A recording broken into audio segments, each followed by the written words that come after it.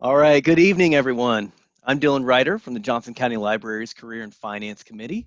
We have the privilege to be joined by college and career planner Jason Anderson, who will be offering tips to help guide you through the FAFSA form and the college financial aid process. Some quick background about our presenter.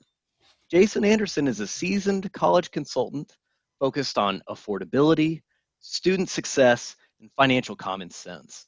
Jason holds an extensive professional background, including roles as a higher ed instructor, entrepreneur, and professional career planning consultant. He's a certified public accountant in the state of Kansas and holds two degrees in business and education.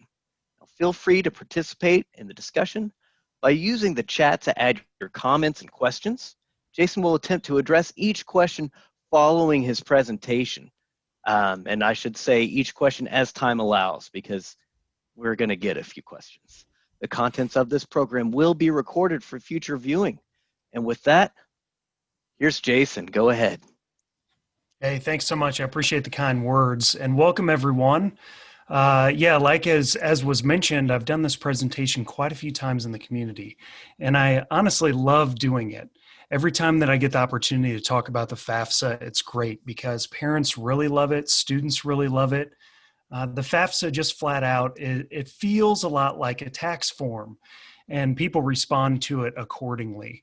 And so hopefully the point of this presentation is to go through, as it says in the title, line by line through the FAFSA to give you an understanding of financial aid and to just give you a better understanding about what it means to pay for college and who is kind of on the bench to help you do that. So again, at the end of this, my hope is that you'll say, hey, the FAFSA is not as bad as I thought it was, and now I know how to do it. And I'm going to log in. Well, of course, if you have a senior student, you could log in right now and complete that. So that's our purpose. That's our objective. And here, before we get into anything, I do have to mention just a quick disclaimer. So I wear two hats in life. One of my hats is as a full-time faculty member at the University of Kansas. I teach in the School of Business. And so that's one hat that I wear. The other hat that I wear is my Grad Metrics hat, which is a college planning firm that I started. And so I want you all to know in this presentation, I'm wearing that Grad Metrics hat. I'm not representing KU. And this is just something that I like to say so that you all know clearly what role is being represented in this presentation. All right, agenda for tonight. It's going to be a fun one. It will probably, if it's anything like the last presentation that we had, it will be a long one. So buckle in and we're going to have a good time going through all this. So the first thing we're going to cover, we need a 30,000 foot view of financial aid.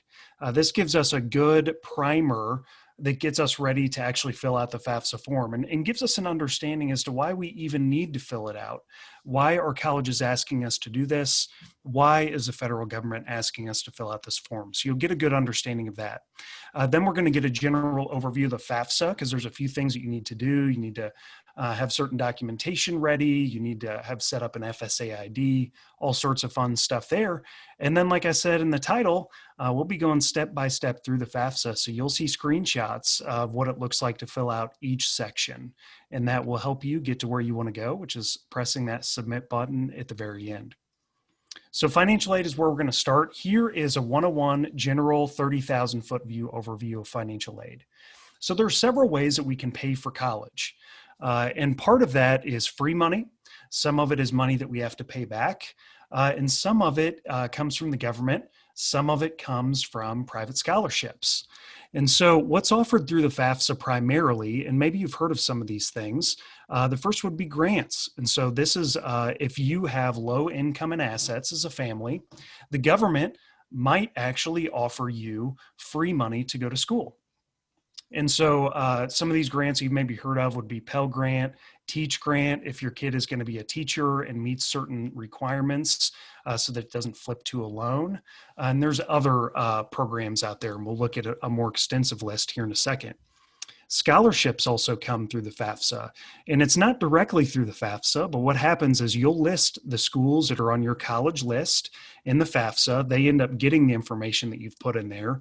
They go about using this information to award their own scholarships from the school. And this actually ends up being one of the largest chunks of money available for your child to go to college. There's other things like work study. Work study is an opportunity for your child to work on campus, and then the government actually pays for their salary. So it's a subsidized work situation. The majority of these are on campus, but some of them are actually off campus, but that rarely happens. And then there's also loans. So one of the biggest misconceptions that I hear from families is they say, hey, Jason, why am I even filling this thing out? I'm not going to qualify for anything. And I live in Johnson County. Many of you all are probably in Johnson County, and we have a lot of families that have high net worths out here. They make a lot of money. And so they do tend to just say, hey, I'm not going to get anything. Well, it's actually a big misconception, because one of the main things you can get from the FAFSA are loans. And in particular, the student can get loans. So if you're in a situation where you have a senior student and they may not have a job, or even if they have a job, they're not making much money, they probably don't have a credit score. Well, if you were to walk into a bank and say, hey, loan my child money for college, the banker is going to say, no, I need a cosigner because your child is not credit worthy. And so in this case, when you fill out the FAFSA and your child is awarded or qualifies for loans, it's done without that income, without that credit score. That's not something the government's going to ask for. And so these are kind of what I call subsidized from the get-go. They're also extremely low interest rate, actually historic low interest rates this year, in the 2% for children that are going to college. So what that means is this is really good money. There's also a couple different types of this depending on the financial need that your family demonstrates, and it could be subsidized or unsubsidized. The difference between those two is subsidized. The government will pay for the interest while your kid is in school. Unsubsidized, the interest accrues automatically. And then you can also get things in the parent's name too. So sometimes parents qualify for loans called PLUS loans. And these are kind of gap loans from the government that help you pay for college. But those go in the parent's name. And so again, we had mentioned some of this money comes from the government directly through the college. Some of it comes from the school itself. And then there's a final bullet point that I'll put here. And I just want to kind of really set expectations about where the majority of your money is going to come from to go to college. So a lot of your counselors at the schools that you attend or that your children attend, will say, hey, go to these private scholarship sites like FastWeb, Peterson's, CapEx, set up a profile and look at all the private scholarships that are available to you, which this is good advice. I would certainly encourage you to do that. But you should know that there's not a lot of money out there in this space. Private scholarships amount to anywhere from probably 2.5% to 5% of the money available to go to college. So I like to tell families this to say, hey, the FAFSA is actually a bigger chunk than some of these private scholarship searches. It's not uncommon for me to talk with families that have gone this route and gotten no money out of it. And maybe that's your experience to this point. But this is generally what financial aid looks like across the board. Now, when it comes to money that comes through the FAFSA in particular, there are eligibility requirements. So the first is the government's going to want you to be a U.S. citizen or an eligible non-citizen. You're also going to need a valid Social Security number. If you're a male, and it will ask this in the FAFSA form, we're going to see that here in a bit. If you're a male between 18 and 25, you're going to have to be registered with the Selective Service System. And so that's something males have to be considered with that females do not when it comes to the FAFSA form. And actually, if you're not registered, the FAFSA will give you an option to register within the actual application. You have to be enrolled in an eligible degree or certificate program. And this is an important one too, because when it comes to degrees and certificates, that's a key point. So you can't just get financial aid and go and dabble in classes. There has to be an end goal in mind. particularly the end goal of a degree or the end goal of a certificate. Because if you think about it from the government's perspective, they want to make sure that the money that they're giving out is going to something that's going to better society. And in the government's mind, that's a degree or a certificate. You have to be enrolled at least half time. So you can't go just a minimal amount and make tiny progress towards a degree. You have to go at least half time. You need a high school diploma, GED, or homeschool completion. And then you have to maintain something called satisfactory academic progress. I mentioned this one in particular, especially for you parents that are on the call, because your child, if they take out financial aid, and this is defined by the school that they go to, so it depends school to school what this means, but they have to make progress towards that degree. And typically that's in terms of time. That's also in terms of a GPA. And so again, I mentioned this for you parents on the call because you'll want to make sure that your student doesn't bomb out their first year in college, because that can actually make them ineligible for financial aid. Typically what happens is they'll get put on probation. If they don't improve, then they lose their eligibility. So this is an important piece. You want to make sure that you get off on the right foot. Excuse me, I've got something in my throat today. So hopefully that didn't last a long time. We got a long journey to go. So what can you get in terms of dollar amounts? So a Pell Grant, and these are annual numbers, by the way. So Pell Grant, free money, don't have to pay it back. It could be up to $6,195. This is for the 1920 school year, the current school year that we're in. Similar to some other grants, Teach Grant, again, I had mentioned if you have a son or a daughter that wants to be a teacher, the Teach Grant can be a great opportunity to get money that doesn't have to be paid back as long as you're willing to abide by those stipulations. The Iraq and Afghanistan Service Grant, same as the Pell Grant. And then we get into the loan arena. So let me just give a little more background. These are the loans, these direct subsidized and unsubsidized loans that would go in your student's name. And so some parents that I talk with are surprised about the cost of college today. And so if you look at KU or K-State here in Kansas, big state school, if they're going to go off and live on campus at one of those larger campuses, it is easily somewhere between $100,000 and $115,000 for 4 years. That's living on campus, tuition, books and fees, the whole kit and caboodle. And so it's a substantial chunk of money, which is maybe one of the reasons why you're on this call. It's shockingly high, and actually cost of college has inflated at larger rates than inflation itself in the economy. So a lot of money we're talking about. Now, that being said, the government will offer a pretty standard amount to your child if they're a dependent student, and we'll talk about what that means here in a bit. But generally speaking, their first year, they'll be offered $5,500 in student loans. The next year, they'll be offered $6,500. Subsequent years, they'll be offered $7,500. And so if I have any math whizzes in the audience, you'll realize that that's about $27,000. Well, if you think about it in terms of the full cost of college, your student's going to get about a third in debt that they're able to take out. And I can tell you, if you were to talk with me a long time ago when your kid was young, and you said, Jason, hey, how should I save for college? I would say the conventional wisdom out there is that you would save a third. You'd pay for a third out of your current earnings while your kid is in college, and then you'd maybe take out about a third in debt. Now, again, that's a general rule of thumb, not personal guidance per se, but you'll realize that that good debt that comes from the government, that has special things like loan forgiveness and repayment plans, and it might even be subsidized, it's about a third of that money. And so you've got about a piece of that pie that you'd be able to fund that your child can take out. So this is a great thing.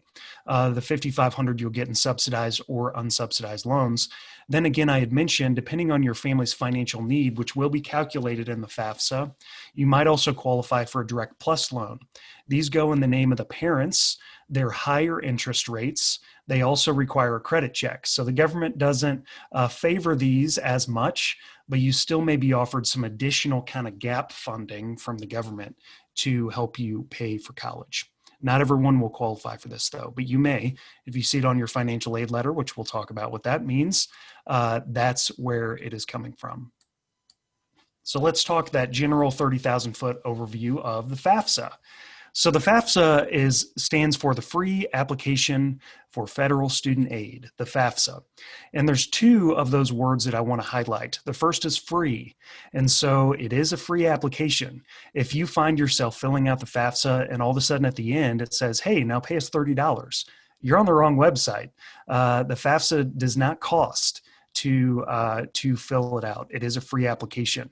The second one is federal student aid. And so federal meaning the big government, not state governments. And so this is to get money from Uncle Sam, so to speak.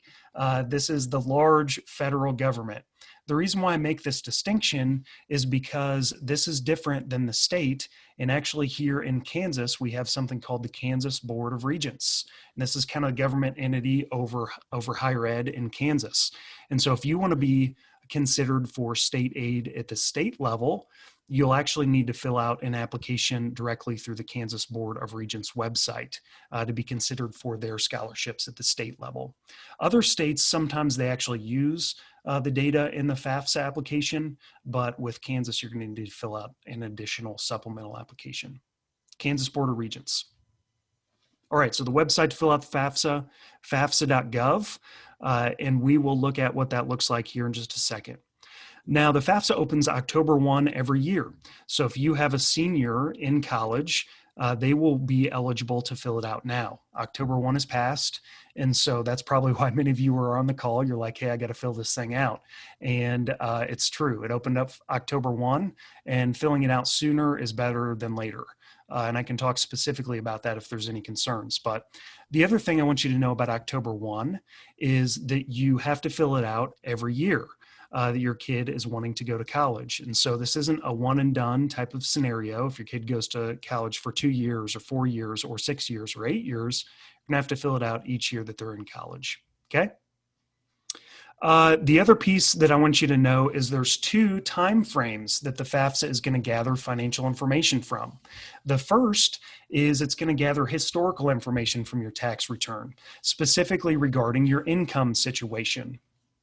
And so, and actually, let me back up just a tiny bit here so I can give you some context. The way that the FAFSA is named is it's named after the academic year that your kid is going to go into college.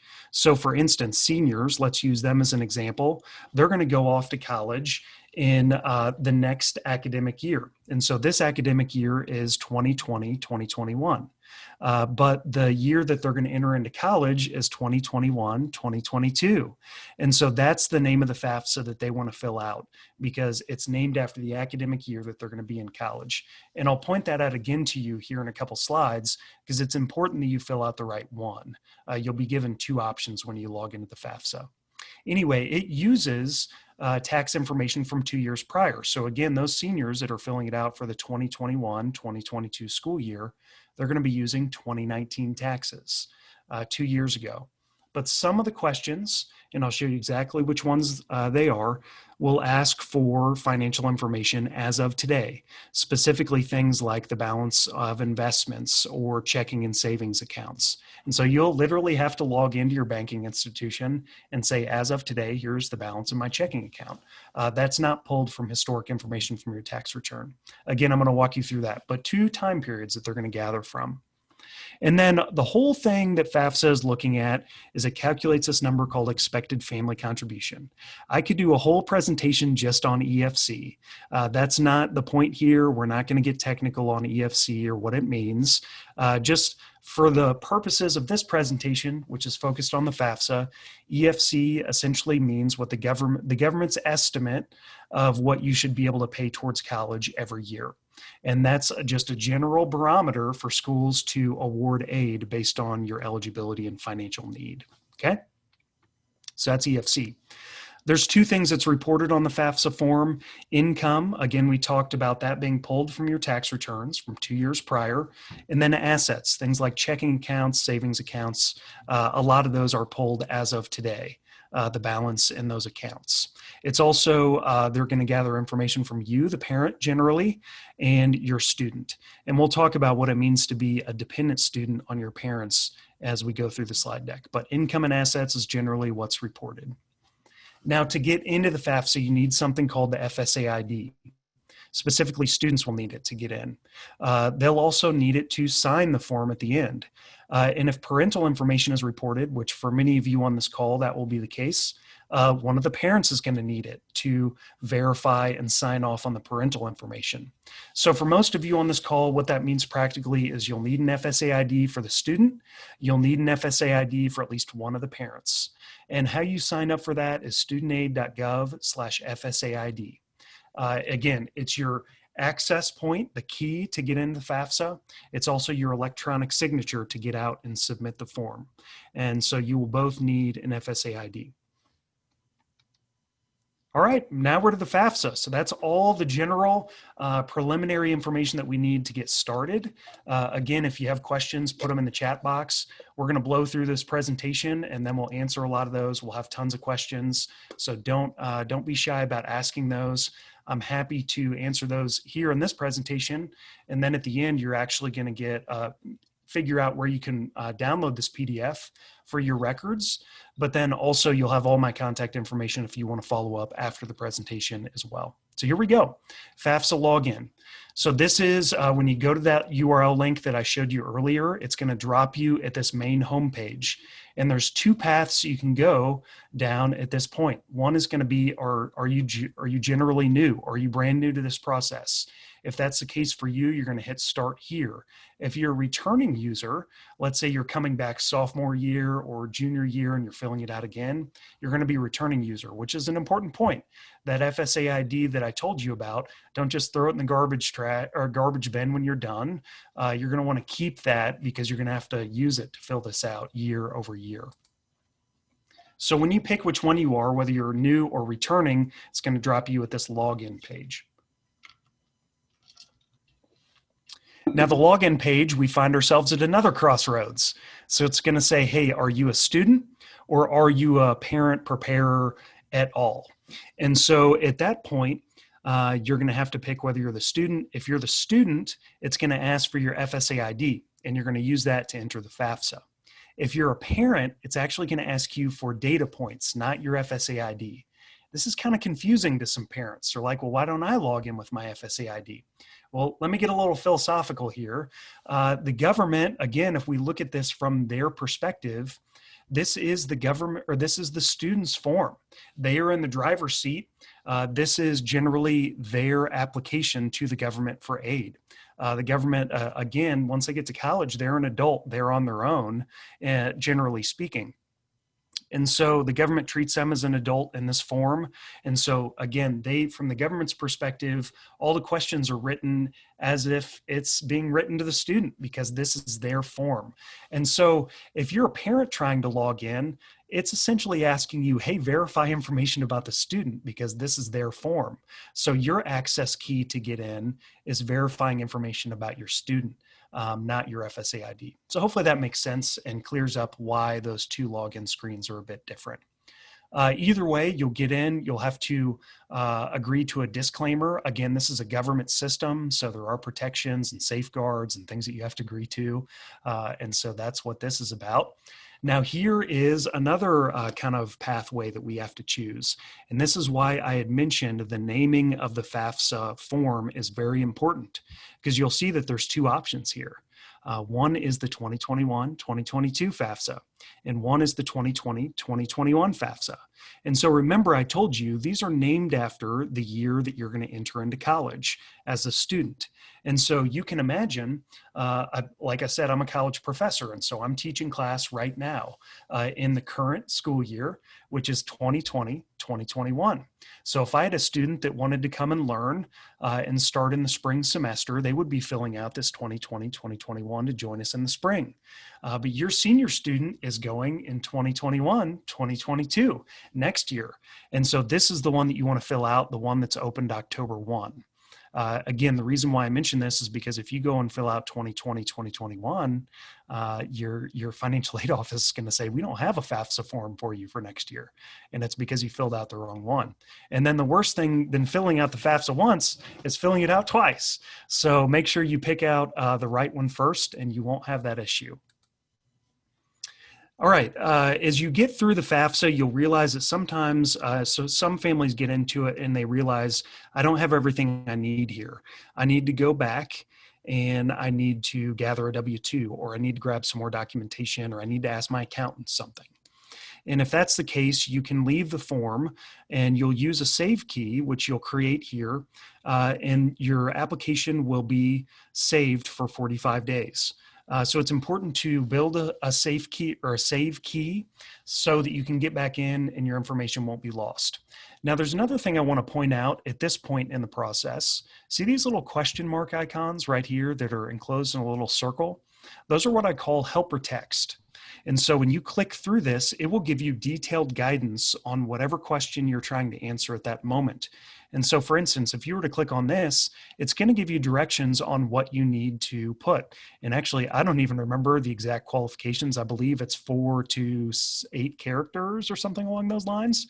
But again, you can actually click on this and it will say this is exactly what we need in a save key in order to create this and allow you to come back and save with this code. Okay. So that's generally what you'll need with a save key, and that's why it asks for it. After that, you're dropped here in a frequently asked questions section. You can look at that. You can also click next and go to the next stage of the process, which is the actual application. But I have stopped you here because I need to explain something else. So everything that I'm going to be showing in this presentation is for a dependent student. And what that means is that in the eyes of the FAFSA, and actually the FAFSA form is going to ask questions to figure out whether the student is dependent or not, and I'll show you what those questions are. This means that they have to report the financial information of their parents, because again, in the government's eyes, they say this child is dependent on the parents. So we need to know their financial information to really get a good picture of how much income and assets they have to go to college. But for some students, or if you're an adult student listening to this call, you might be classified as an independent student. In that case, you don't have to report your parents' financial information. It's just your financial information, your income and assets. But generally speaking, I know the type of Johnson County family that jumps on this call. I've done it many times. And so we're going to go through this dependent student with parent data, because that will be about 95% of your all situation. So just keep that in mind, and I'll explain a little bit more on that as we go. All right, so we're in the form. Hey, how about that? So we've got all the information that we need to really dig into this. We're going to go line by line. I've got your back through this. Here we go. First thing I'll draw your attention to is the top line. So the top line will show you each of the sections that we're going to go through as we walk through the FAFSA together.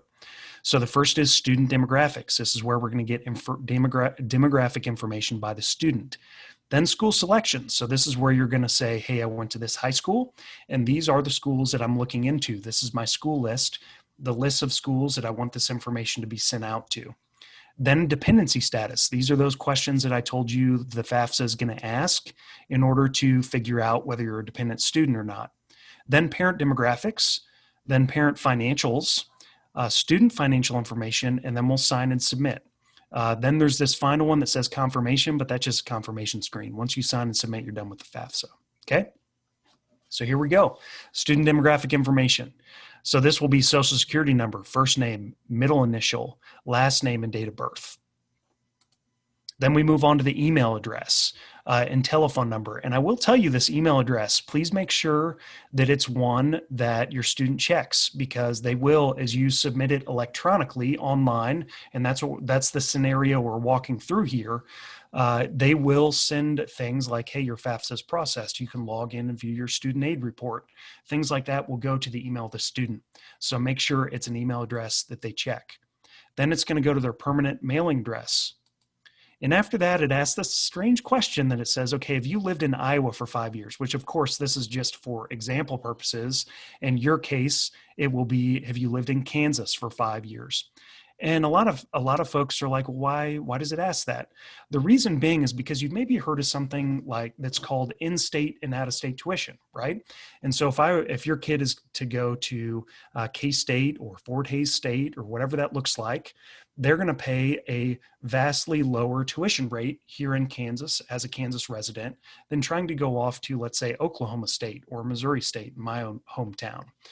So this is essentially a catch-all because residency really varies state to state. There's no one way to qualify to be a resident, but a catch-all generally across all the different states is that if you've lived there for at least 5 years, you're typically considered a resident.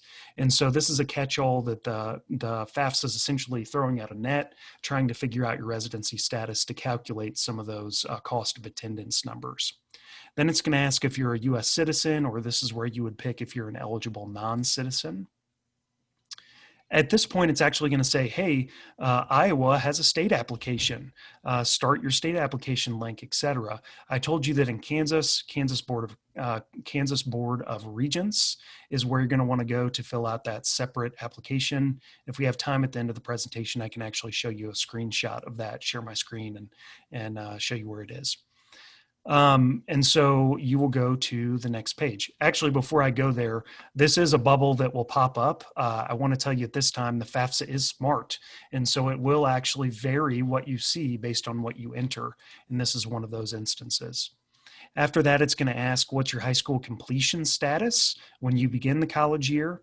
What's the degree that you'll be working on? So you could say first or second bachelor's degrees or what have you. It's going to say, is this your first bachelor's degree? Because that has implications as to what financial aid you qualify for. Then it's going to ask, and by the way, if you're zoning out on me, come back. This is asking what will be your college grade level for the school year that you're starting. Many of you all will have students that are in college right now that have taken dual credit. And so it's a badge of pride for a lot, and rightfully so, that you're like, hey, my student's going to go into college and they're going to be a sophomore in credits. That's great, but do not put that here. What you should put here is you should put never attended college first year, even if they have some of those dual credit courses, okay? They're still considered a never attended college first year freshman in terms of the FAFSA. And so that's something that you'll want to remember here. And then it asks if you're interested in being considered for work study. Generally, I just tell families, hey, hit yes. You're not committing to anything at this point in the process. You're just saying, hey, I'm willing to be considered. And that seems pretty reasonable to me. So I would hit yes if I were you. Then it's going to ask if you're male or female. Again, one of the main pieces here is if you hit male, it's going to ask if you're registered for the Selective Service System. Let's say the answer is no. It will ask if you want to be registered through the FAFSA. And so that is an option for males that get that decision tree at this point in the process. Because again, we talked about that being one of the things that we need to be qualified for financial aid if you're a male. Then it asks if you have a driver's license number. And you don't have to fill this out. This isn't required. So whether you want to fill this out or not, you can always fill it out, or you can just hit next. Then it's going to ask if you've been in the foster care youth or foster care. If you're a foster care youth or you've been in the system, you would answer yes or no. And then it's going to gather some statistical information if on the parents. So if you've completed high school, college, and beyond, etc. This doesn't factor into financial aid. It's actually gathered for statistical purposes only. Hey, and we're already through our first section, which is pretty cool. So that's a good thing. We're moving on. We're making progress, and we're going to keep going. Now we're to school selection. So school selection, I had mentioned earlier, is when your child is going to report where they went to high school, and then also list all the schools on their list. So that those schools will get the FAFSA information once it's submitted and processed. An important distinction here, though, when it comes to your high school, you can actually look it up in a database, which is a good thing. When we get to colleges, you can add up to 10. And some of you all are already scratching your head and you're saying, Jason, well, my student wants to apply to more than 10 colleges. That's totally fine. The FAFSA is going to cap you out at this point. So you would just list 10. And then you're going to submit it. It's going to process in 2 or 3 days. And then you can actually go back in and delete and add schools. And that's how you would actually send it to more than 10. So if that's your situation, you'll do what's called a FAFSA correction after you do your initial submission. Okay. So again, you can look up the high school. and it will find it in a database. You would select that on the next screen. It's going to look like this. You'd hit select. Then after that, you're going to start adding schools. There's two ways to add schools. One is by the federal school code, which is just a code that's given to each school by the Department of Education. It's typically listed on their financial aid website. So you could use this if you know it. If you don't know it, the easier way is just to look up each college by its state and its city. And at that point, it'll put you to a database. And so, for instance, they looked up Iowa City, Iowa. They found the University of Iowa. You can put a little check by it, and then you go to add more schools. Okay? So again, and you saw up here, you can add up to 10 colleges. If you have more than that, you need to add your first 10, submit to FAFSA, come back in and add more at a later time. Okay? Now, there's another piece that you'll have to do for each school, and you have to list your housing plans. And this makes sense if you think about it. So I live right next to Johnson County Community College. Well, you can't live on Johnson County Community College, I guess, unless you wanted to set up a tent on the campus. They don't have residence halls. And so for Johnson County Community College, the cost is vastly different than if you were to go to KU and live on campus for 4 years. And so when schools actually calculate their full cost of attendance, tuition, books and fees, living on campus, transportation, personal expenses, and they use these calculations to administer financial aid, which is what we're talking about here, they need to know whether you're living on campus or not to make the right calculation. And so that's essentially why they ask for that at this point. Hey, and we're through another section, which is great. Now we get to dependency status. So these are the questions, in addition to a few others, that the FAFSA is going to ask to figure out if your student is dependent or not in terms of the FAFSA. Now, this is important, okay? Remember this one as well. So just because your student is a dependent on tax return does not mean that they're a dependent in terms of the FAFSA. So do not equate those two, please. The FAFSA has their own criteria as to how you should be qualified or classified as a dependent student or an independent student. They use their own criteria. Has nothing to do with tax. And so keep that distinction clear in your mind. But you don't have to worry about that too much because, again, the FAFSA is actually going to ask all these questions through the application. So you just have to answer them, and then the FAFSA will do its work on the back end. So the first one is, what's your marital status as of today? And by the way, remember, it even says it at the top, student information. This is for the student. The questions are directed to the student because this is the student's form. It's not really the parent's form per se. The student is in the driver's seat. So as the student, are they married or are they single? So if they're married, actually they're considered independent. This is one of the criteria. Then it's going to ask, do they have children? They receive more than half their support. Do they have dependents who live with them and receive more than half their support? Again, these are ways you can become independent. The next page, we have items that are not as common as the ones we just went through. So it might be, are they a veteran? Are they currently serving active duty in the military? Or are they emancipated minor, etc.? And so these are some of those other criteria that might make your student independent. At that point, oh, you've got one more question. Sorry, homeless or self-supporting at risk of being homeless. By the way, this isn't your child spending the majority of their time at their friend's house. This is actually being homeless. You have to substantiate this if you click yes. So just in case you wondered on that one. And at that point, when you fill out all these questions, it will say you're considered an independent student, or you might get something that pops up here that says, hey, you're an independent student. But for dependent students, again, 99% of you on this call, probably 99%, it's going to say, okay, you have to provide parental information, and then it gives you two options. Either you'll provide it or you're unable to provide it. But I can tell you, you're going to want to click, at least if you can, should have a really good reason if you're unable to provide it, because this will end up disqualifying you from a huge chunk of aid that might be available to you. So most folks are just going to say, hey, I'll provide my parents' information. And so guess what's next? Parent information. The good thing is some of the sections in the FAFSA mirror each other. So as you might imagine, there's going to be a few different questions in the parental demographic section, but a lot of them are going to mirror the student demographic section. One of the ones that's different though is married or remarried, or single, etc. If you're picking that you're married, you have to say when you were married, the month and the year. By the way, if there's any questions about divorced families and whose information is being reported, I can answer that question at the end, or I can show you the guidance on that as well. So then it's going to ask for information on the parent: social security number, last name, first initial, which, by the way, don't ask me why. The government only cares about your first initial. They don't want to know your full name. It's very strange, and I don't know the reason why they do this, but it is the way it is. Parent's date of birth, and then email address.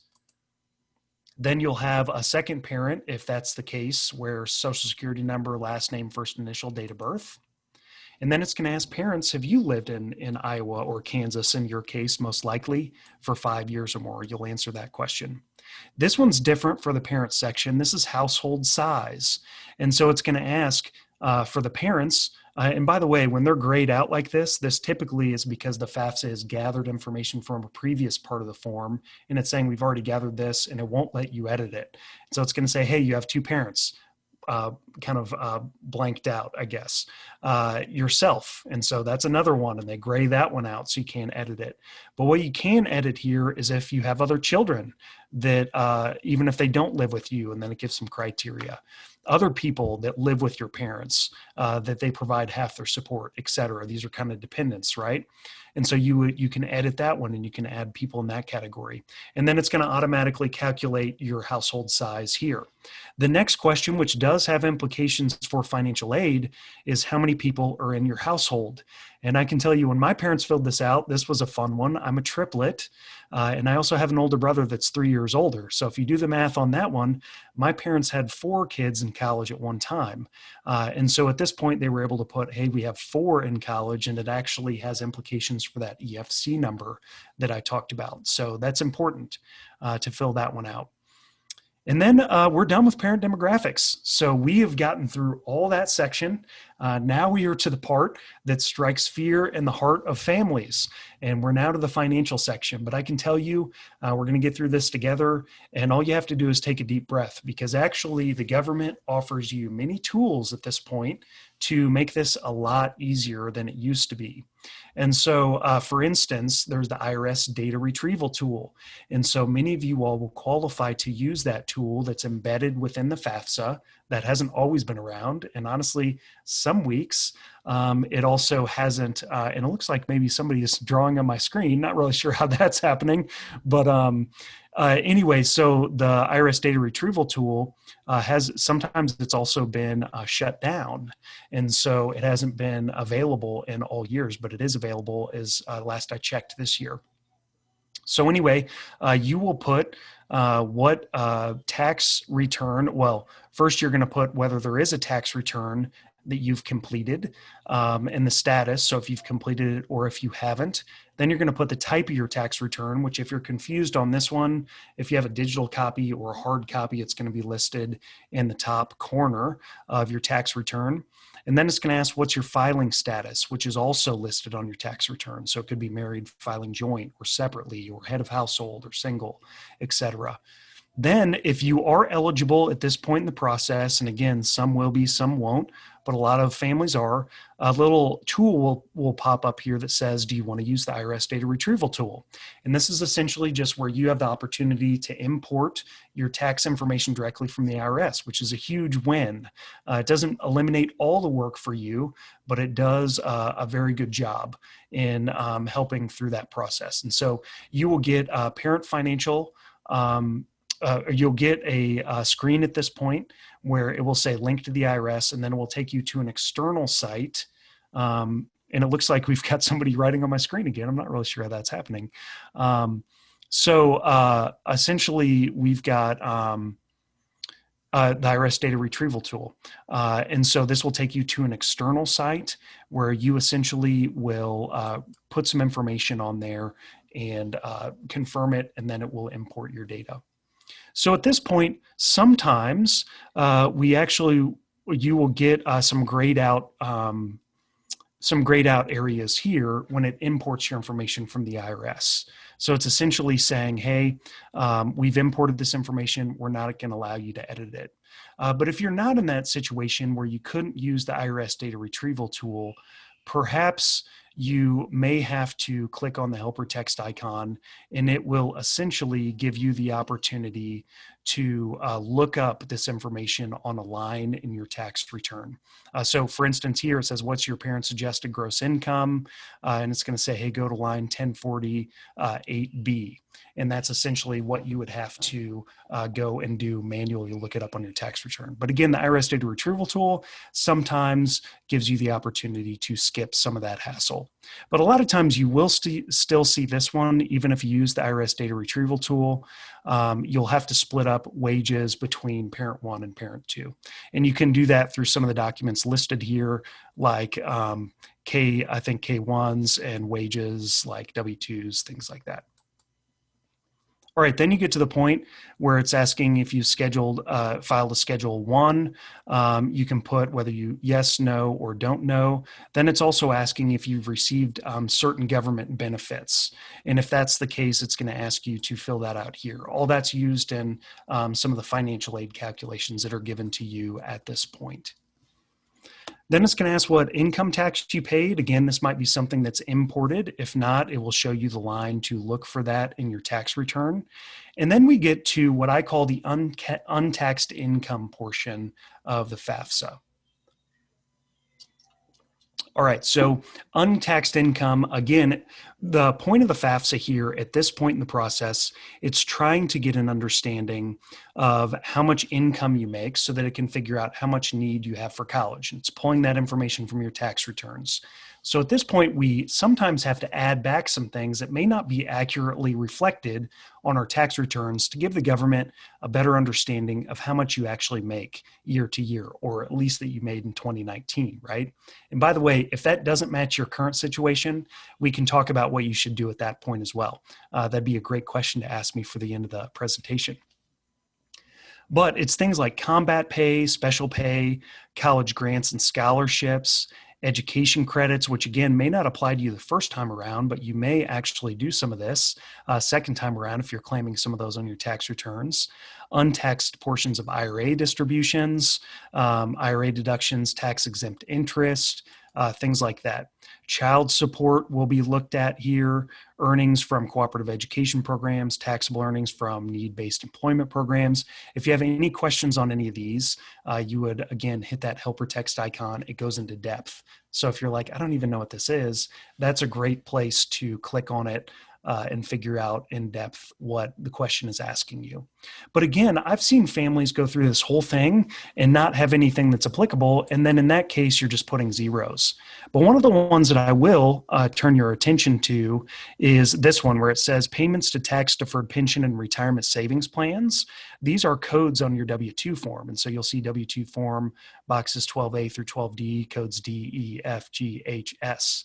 I have seen this one show up for sure. And so make sure to check your W-2s to ensure that you don't have those codes, okay? All right, now we get to the point where we do a mind shift in the FAFSA. So again, we've been gathering information from 2 years prior. And so hopefully you've had that IRS data retrieval tool that's just sucking over that information and putting it in your FAFSA. But at this point, I had mentioned there are questions that will ask, as of today, what are your assets? And this is that assets section. So again, we have to make that mind shift that we're switching from 2 years prior to now as of today. And you'll see that the question stems have changed accordingly. And so it will say, hey, do you want to skip questions about your parent assets? In a lot of cases, this is no, you're going to be reporting those assets. And by the way, the FAFSA tends to be smart here as well. And it will say, do your parents have assets over $3,500 or whatever? And it will fill in that amount here. And then you would either click yes or no. So generally speaking, this might be a more specific question here. But after that, it's going to say, as of today, what's your parents' total balance of cash, savings, and checking accounts? So this is where you would log into Community America Credit Union. I used to work for them, or maybe Bank of America or US Bank, or wherever your financial institution is. You would report that number as of today. And then it's going to say, as of today, what's the net worth of your investments, including real estate? Okay, so if you don't remember anything from this entire presentation, please stop here and listen. This is the number one area where I see families mess up. There is a lot that is to be reported here, but there is also a lot that should not be reported here, specifically retirement accounts. And so all the time families will come in here and they'll just say, oh, investments. And they get out their retirement account and they put the balance here, and you should not do that. And actually, you're going to just in one fell swoop really hurt your student in terms of what you've been reporting here. So this is something that you really, really should pay attention to. I'm going to give you a little more guidance in the next 2 slides. The other piece that I want you to pay attention to is it says, as of today, what's the net worth of your parents' current businesses and or investment farms? But check this out. It says, don't include, it even bolds it. It says, don't include a family farm or family business with 100 or fewer full-time or full-time equivalent employees. I mean, that is a massive exception.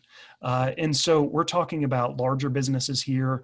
Please keep an eye on that. Don't penalize your student because you're not reading some of these sections thoroughly. Okay.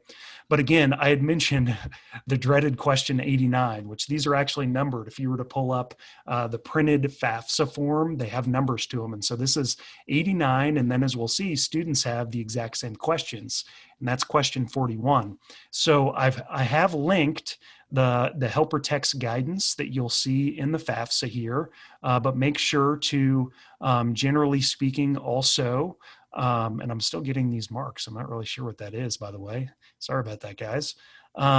But generally speaking, you're going to want to pull up that guidance in the FAFSA to make sure you're getting the latest information from the Department of Education. Always use those question marks that are in circles, okay? But I have done a little, this is the first time I've ever done this, by the way. I did put this into a chart based on the guidance that you can read in that previous website. And so this gives you a general understanding, and I do want you to know it's a general understanding. This isn't an exhaustive list, but will give you kind of a general roadmap and understanding that, again, there are things that are included here. There are things that are not. And I have put like et cetera in bold because, again, it's saying all these things, et cetera. So there may be things that fall in here. There are probably exceptions that aren't listed here that fall in here. So I do want to make this clear that this may not be an exhaustive list. And actually, I can tell you the other day, I just called the Department of Education on health savings accounts. And so, again, there may be some things that aren't listed here, but this will generally give you a general idea of some of the things that are listed in that guidance. And again, right here, I bolded a couple that people tend to screw up on, and it's retirement accounts, the value of life insurance, listing the value of your home. These are things that are not included in terms of the FAFSA investment question, okay? And again, you can download the slide deck. I'll show you what that looks like here at the end of the deck. The good thing is we're done with parent financials and we're on to student financials. But since we've covered parent financials, the questions are essentially the same. There's not a lot of variance between these two sections. And so you're going to see that it's basically the same thing. And a lot of this may not be applicable. For instance, when it comes to filing a tax return, your student maybe hasn't done it. That doesn't mean you shouldn't still report some of their income and assets and things like that. You should report that. But you may not even have an issue in terms of like using the IRS data retrieval tool, because there may not be a tax return to pull. But they're going to do their tax return, the tax return name, their filing status, potentially linking to the IRS and importing that information, adjusted gross income, income earned from wages, amount of income tax paid, all those untaxed income sections. We're doing the same thing again. Then we're going to land on the assets accounts. And again, sometimes this is a smart form. So it will say, hey, do you have XYZ amount of assets over a certain amount? You may have to hit yes or no, but they're going to have to log in and look at their checking and savings accounts. If they have investments, they may have to do the same thing. If they own a massive business, may have to do the same thing here, right? And then we're done with financials. So that's it. The good thing is we're done with the meat and potatoes of the FAFSA. So this is really great. Again, I'm looking forward to answering some of your questions. I haven't been keeping up with the chat box, but I see it pinging up there. So we'll get to some of those questions here soon. But now we're to the sign and submit section. The first question you're going to be asked is, have you used a preparer? Some of you all will, But generally this is rare. It even says in parentheses, this is rare. By the way, you're not paying me, so I'm not a preparer. So please don't put Jason Anderson in the preparer section because you went to a FAFSA presentation that I put on. I'm not your preparer in this instance. And so you would put that if that's applicable. Next, you're going to look through a summary of everything that you've entered in the FAFSA. So you'll want to check that for accuracy. It looks like this. Then you're getting to the signature page. And so again, I told you at this point, you're going to need FSA ID for student because it's your electronic signature in this instance, and an FSA ID for one of the parents to verify parental information. Okay, so the student's going to click through on the provide student signature. They're going to agree to some disclosures because again, this is a government form. And so there's lots of things you have to agree to. And then you're going to sign the FAFSA. And so the student will click on that. And once they enter in their FSA ID, it will say student signed with FSA ID. Then the parent's turn. And so they're going to pick which parent they are. It's labeled here, right? So you'll know which social security or date of birth. You'll click on that. You'll go through the same disclosures. You'll preferred will use an FSA ID. You'll see that there are additional options, some that are legit. Well, they're all options, but some that are more desirable than others. So the first and the preferred, in my opinion, option will be to sign with your FSA ID because this is going to send it off and your FAFSA will probably process in 2 to 3 days and it's really quick. You can also print a signature page, which you're running the risk of it being lost in the mail. It's going to delay the processing of your FAFSA, et cetera. But you can do that if you're more comfortable doing a printed signature. And then there's submit without signature, but you'll need to sign. It even says here, you'll need to return later to sign. So this really isn't a great option because it's not going to get you anywhere. And then it's going to say, hey, you've both signed. It's going to give you an option to submit your FAFSA now. And you can finally hit that button at the end and you'll get the confirmation page. The confirmation page has some great information on it. It will give you information about what's happening next. It will also, by the way, give you your expected family contribution right here out of the gate. This could change if you had to make corrections or some extenuating things that might happen. But generally speaking, this is your EFC right here.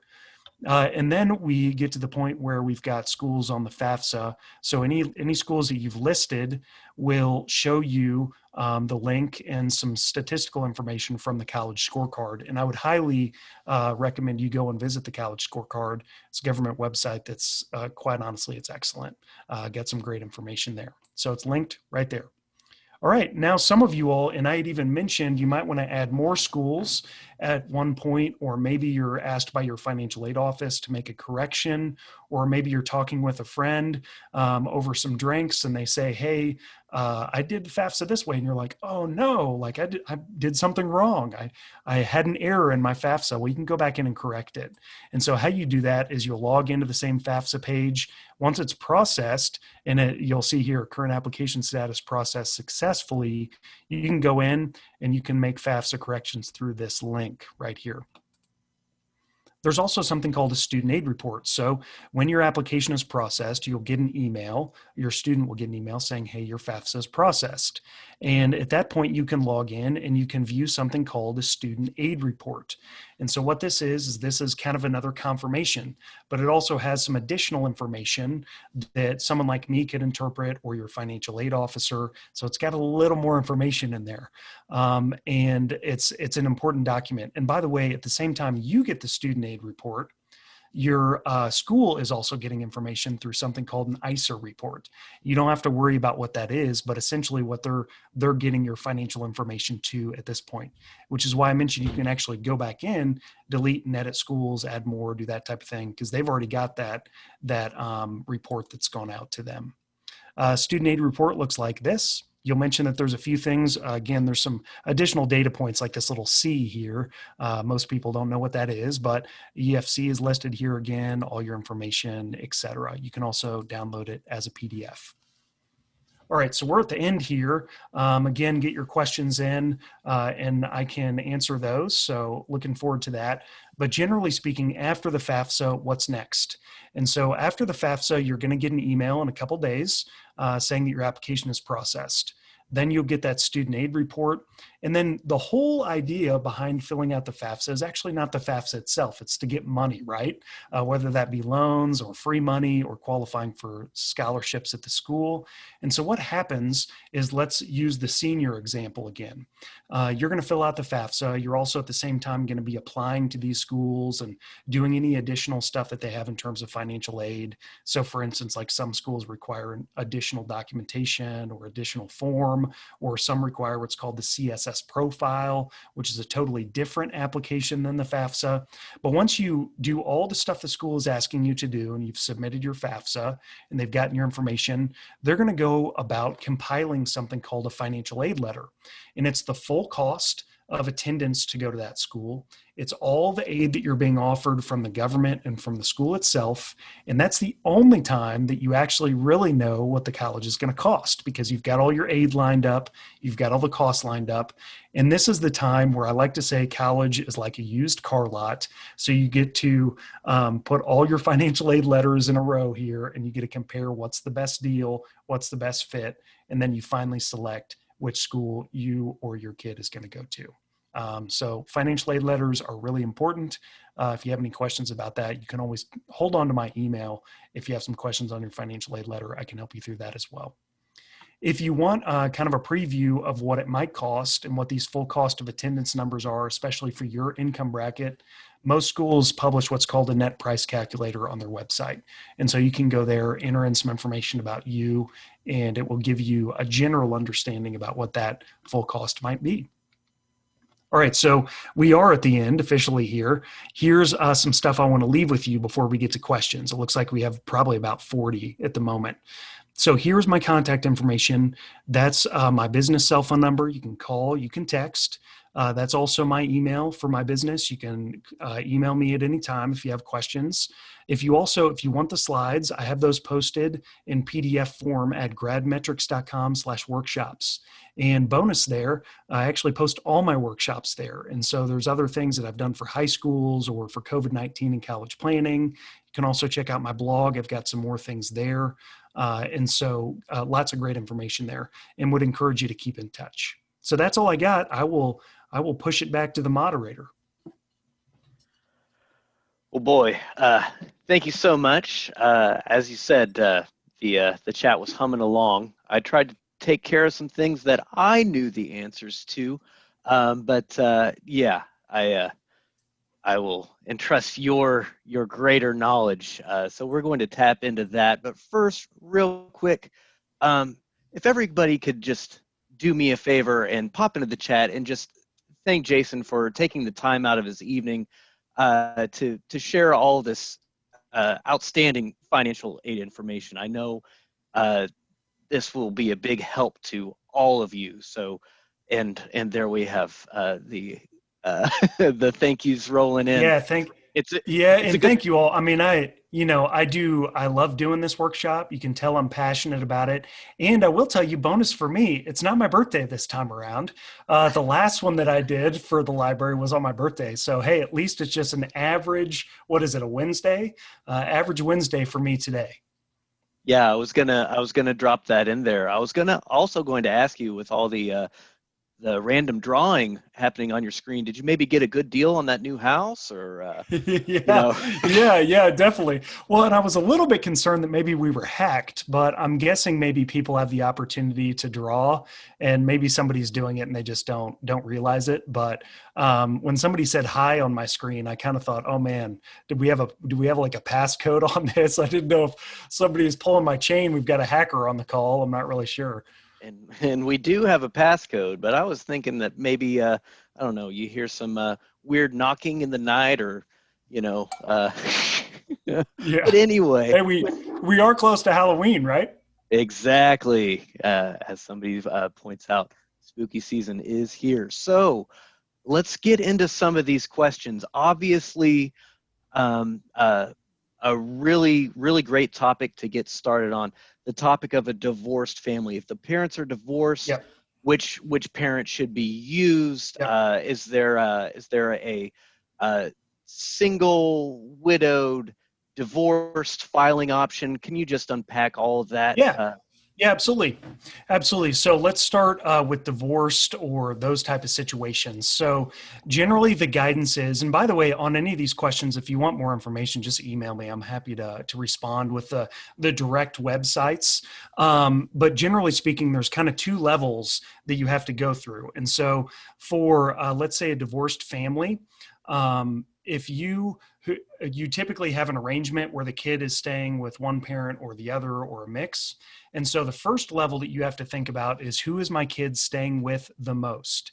And so if that's a clear win, that's the family side that's going to be reporting their information on the FAFSA. And so if the kid stays 60% on one end, 40% on the other, the 60% side is going to win. And so if that was, let's say, just mom, and mom is remarried, then it would be mom and the remarried spouse. It would be reporting on the FAFSA.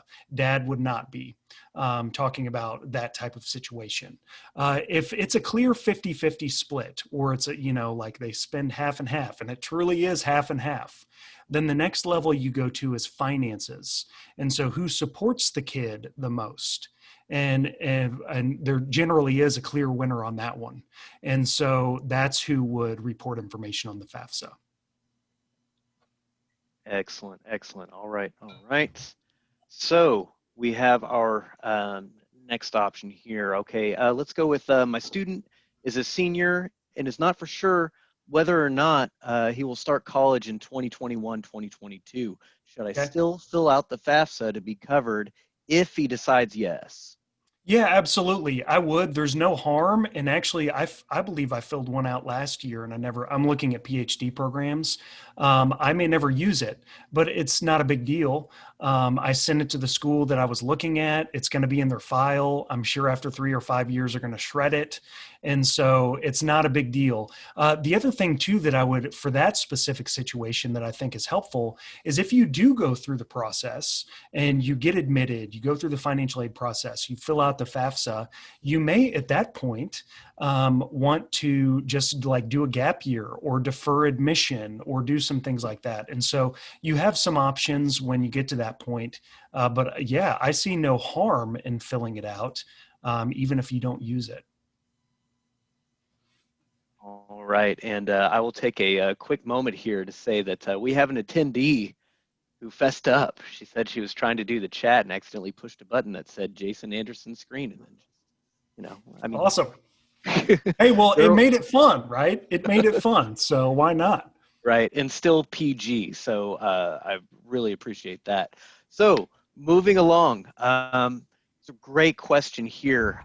My daughter has special needs. I'm her co-guardian. Will Yeah. we need aid for college programs designed for special needs children? They are 2-year certificate programs, not 4-year degrees.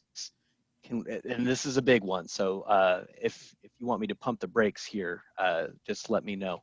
But they continue. Can we still apply for FAFSA and state aid? Also, if one has a guardian, are they considered dependent or independent for financial aid purposes? A lot there. Yeah, so good question. I would encourage on that one. There's a lot there.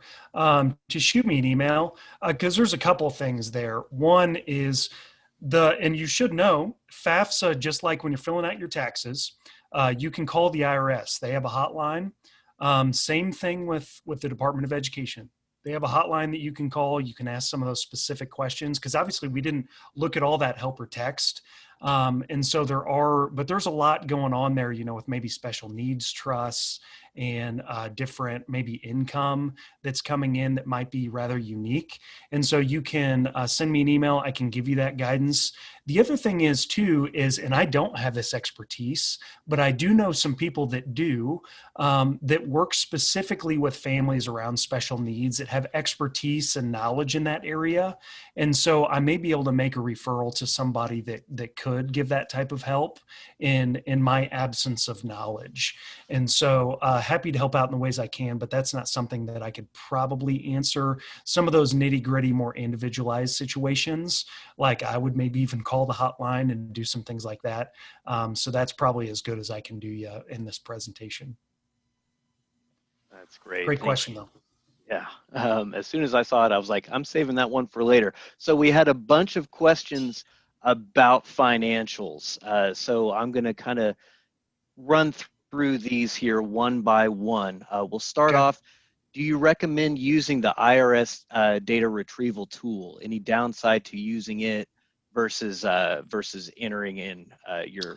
I Yeah, I suppose mean, there. I Go don't ahead. see any downside. But it's really more I think where most families part ways here is whether you're just comfortable doing that type of thing online. I think that's probably more the issue. And you should know historically, the IRS data retrieval tool has been taken offline in previous years due to vulnerabilities. Now, the idea is that it's back online because those have been fixed, right? But you should know, I mean, I'm not an IT guy, but I think any IT security person would tell you nothing's 100% safe online. And so, with that being said, that general internet disclaimer, I don't necessarily see a downside per se. I mean, because it's basically pulling that stuff over.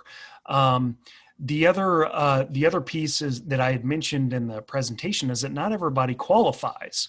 So, for instance, if you did married filing separately, if you think about that, that's when spouses want their taxes to be separate. And so the IRS is not going to say, hey, see each other's information.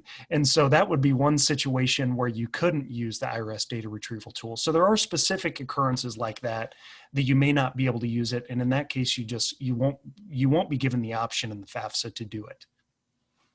Okay, and some of these you've already touched on, so we'll kind of hammer these points again.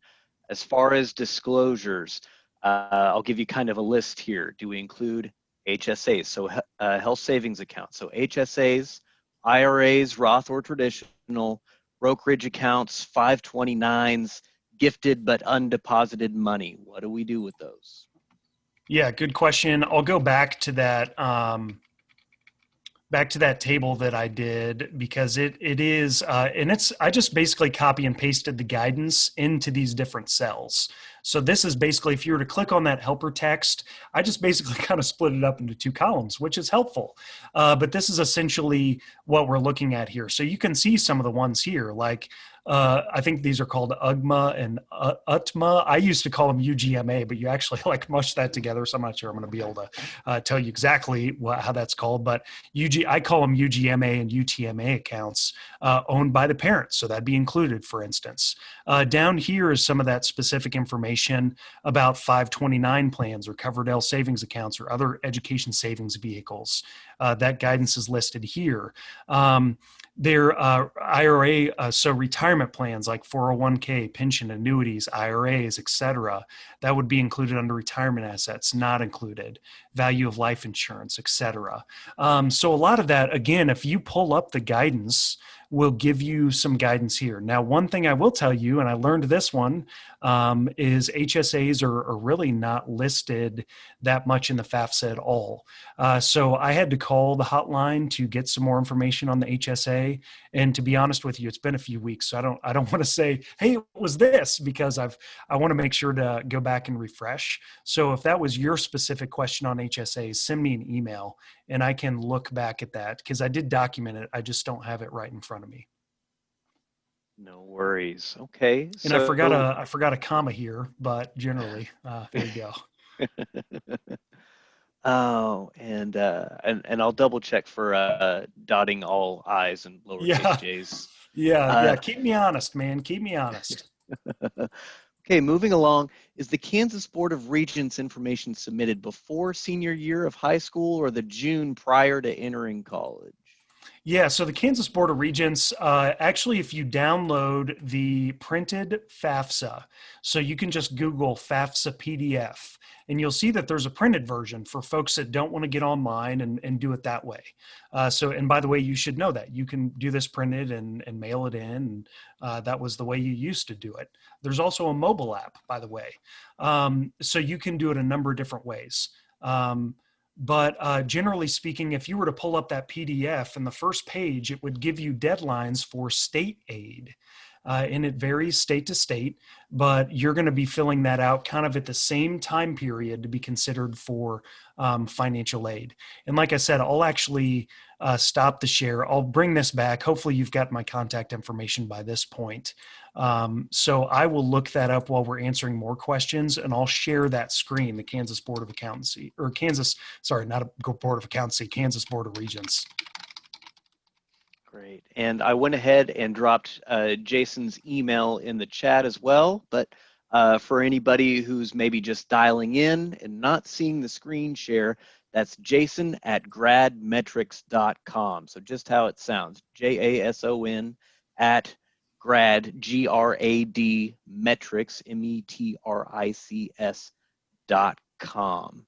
And we're getting towards the bottom of the Q&A, by the way, Jason. Go ahead. Cool, good. Yeah, so this is the website, kansasregents.org, and you can see that it tells you a little bit. Well, actually, this is not the same one. Sorry, it dropped me somewhere else. But here it is: print, complete, mail the Kansas student aid application, or you can complete an online form.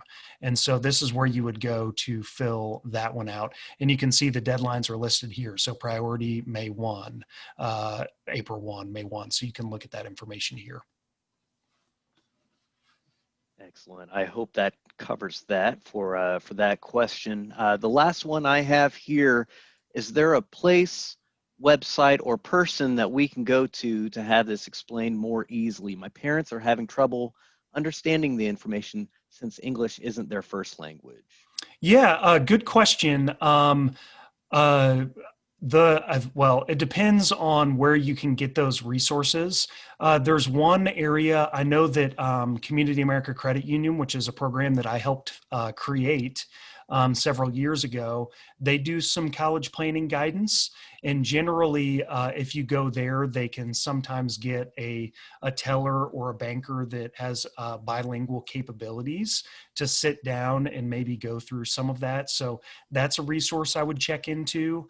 And also email me too, if you can provide a translator. I'm happy to maybe go over this again or to help out in the ways I can. So there are two options for you right there. Okay, and I was just about to type up an answer to this, but I'll go ahead and just let you speak to it. So Yeah. we have I know you touched on in-state versus out-of-state. My son is planning to go out-of-state, preferably California. Do I need to apply for Kansas aid? Yeah, so it depends on the program. That's a great question, though. I would imagine most of the state aid is geared towards citizens of the state. But whether that means citizens of the state that go out of state, good question. I actually haven't looked through all the details of that website that I just gave you. So that'd be a great place to start, is just read through some of those particulars. All right, and I haven't received my my FAFSA ID, my FSA ID. What do I need to do? You just need to set it up. And so now, whether you haven't received it as in you've applied, but you haven't got maybe confirmation of the details, then I would maybe call that FAFSA hotline.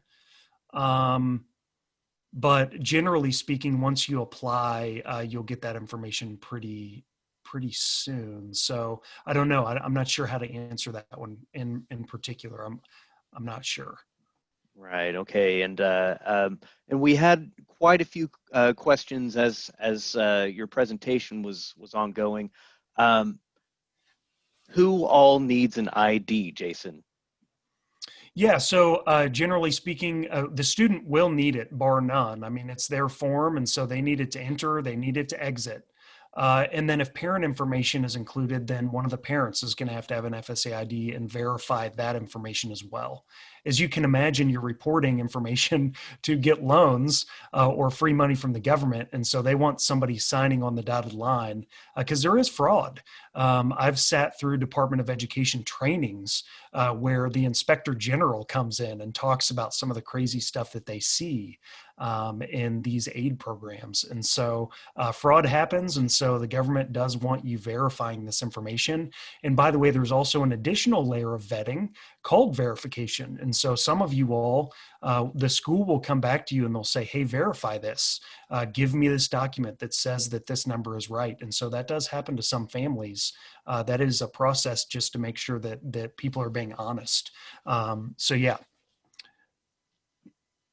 Excellent. Okay, and we're getting, of course, some more questions. Divorce situations, every family is slightly different. Sure. I want to be respectful of everybody's time, including my own, as my loving girlfriend just dropped a hot bowl of something over here, and I have no idea what Yeah. it is. Hey, I've got So, chicken noodle soup tonight too. I was doing a workshop yesterday, and apparently my wife, I didn't even see it. Apparently my wife had to like run in and grab my kid's stuffed animal. So, hey, that didn't happen this time, but I mean, no guarantees. It's kind of the Wild West around here sometimes. speaking of, we're still getting the drawing on your screen, man. Like you're about to have a mustache here before too long. Yeah. So, Yeah, so divorce. yeah. Divorce, yes, generally speaking, and I was reading through some of the questions too. So yeah, if you're a divorced spouse and your kid is living more with you, or you go to that next level and you're the one providing the majority of the financial support, then yes, the government wants an ID of the whole household, which would be spouse and remarried spouse. So yes, they would be considering that whole household unit at that point to answer that question. The other piece was, and I was going to stop my share here, but I can go ahead and look up that link for this specific situation and put it in the chat.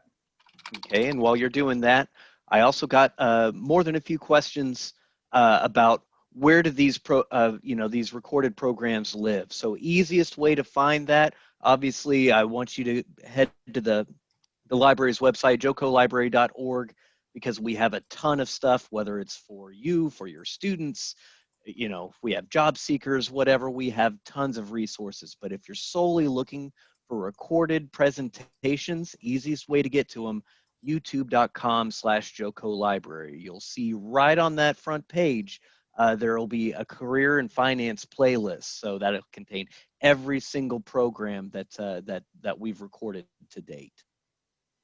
Got it. And this is that website. So you can see the URL, studentaid.gov/apply for aid /FAFSA/filling out /parent info.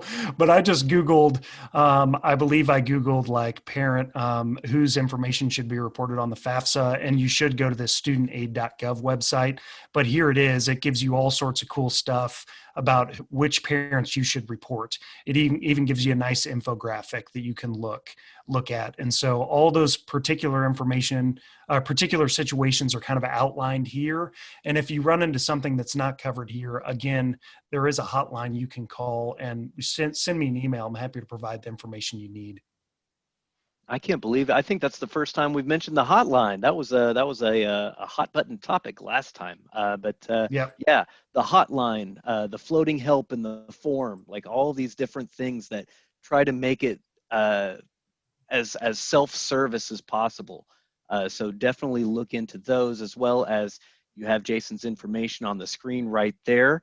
And I think we'll go ahead and leave it at that.